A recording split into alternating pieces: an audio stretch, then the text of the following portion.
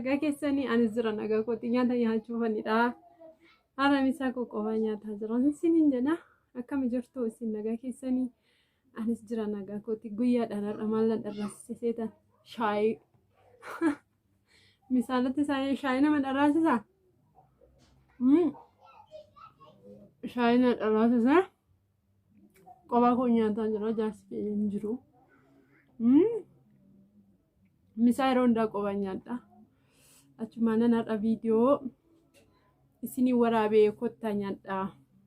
Kunoo guyyaadhaan shaayii na dharraasisa. Argitan? Shaayii isinitti mul'atu. Inni akkana isiniin jedha.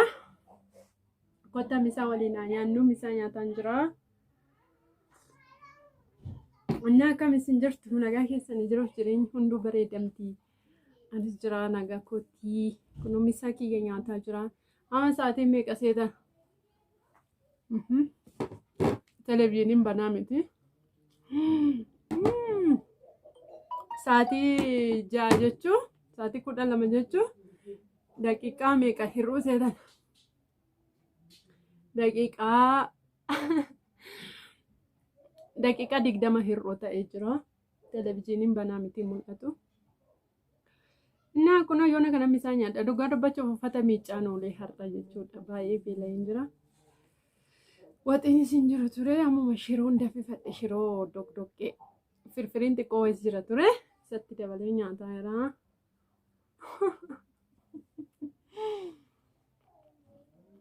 Isinin jedha. Akkam isin jirtu nagaa keessan himte kottaa misaa nyaadha. Qophaa nyaachuun nama jibbisiisa garuu maal godhure dirqama. Qophaa nyaachuun dirqama yoo namni hin jirre jechuudha. Akkanan isiniin jedha. Isin jirtu nagaa keessan himte amma misaa kana waan nyaadha irbaata isin nyaadhu walumatti nyaadha jechuudhaan. Na shaayii kiyya sittan u'una shaayii na dharraasisaa jiran isiniin jedhaan ishee.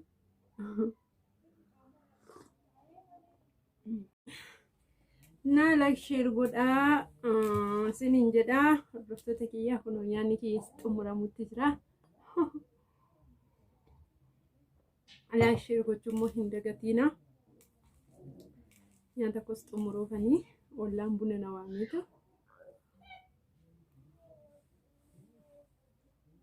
jira jechuudha. Misaa nyaadheen dhufan jedheeni. Inni akkasi bakka Finfinneetti buna wal waamuun hin jiru jettu malee guuta buna wal waamuun dhugaa. Inni kana isiniin jedhaa. Gamas hin gatee nyaataa dhiifama isiniin jedhaa.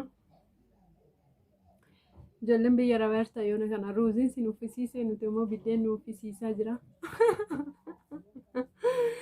Inni kana isiniin jedhaa. Like share godhaa. Warri immoo maatiin taane subscribe godhaati karaa maatii keenyaatti dabalama. Isiniin jedhaa baay'ee isin jaallannaa. Bye bye. Wanti hin dagadhe maaltu jira? Waa ta'ee naasaa jedheen tureeyyuu.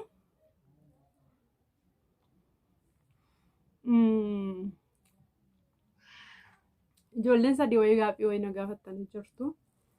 Boru viidiyoo tokko isiniifan hojjedhaa gaaffii keessan achirratti na eegaa. Isiniifan deebisaa. Laayikii godhaa. Sheeris godhaa. Warri maatiin ta'an immoo maatii ta'aa. Galatoomaan isiniin jedhaa. Baay'een isin jaalladha. Baay'een isin kabaja. Jaalalliif kabajni koo bakkuma jirtanitti isin akka qabu hordoftoota kiyyaa like share gochuu hin dagatiina. Warri maatiin ta'an immoo maatii ta'a ilaaltanii hin dhiisina. Bye.